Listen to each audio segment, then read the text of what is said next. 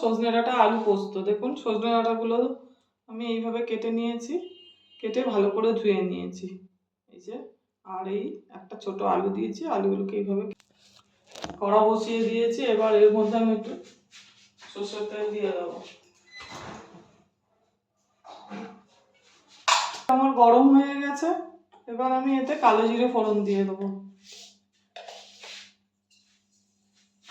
ডাঁটাগুলো দিয়ে দেবো,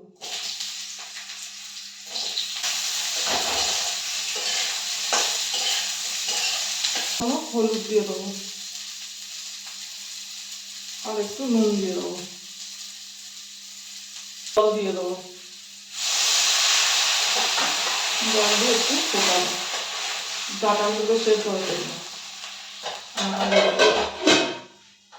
দেখুন পোস্তটা আমি এই যে বেটে রেখেছি, আমার ডাঁটাগুলো সেদ্ধ হয়ে এসছে। এবার এর মধ্যে আমি পোস্তটা দিয়ে দেবো।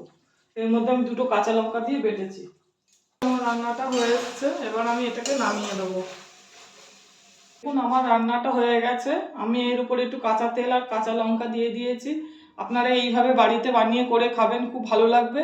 আর আমার চ্যানেলটা লাইক, সাবস্ক্রাইব আর শেয়ার করে দেবেন।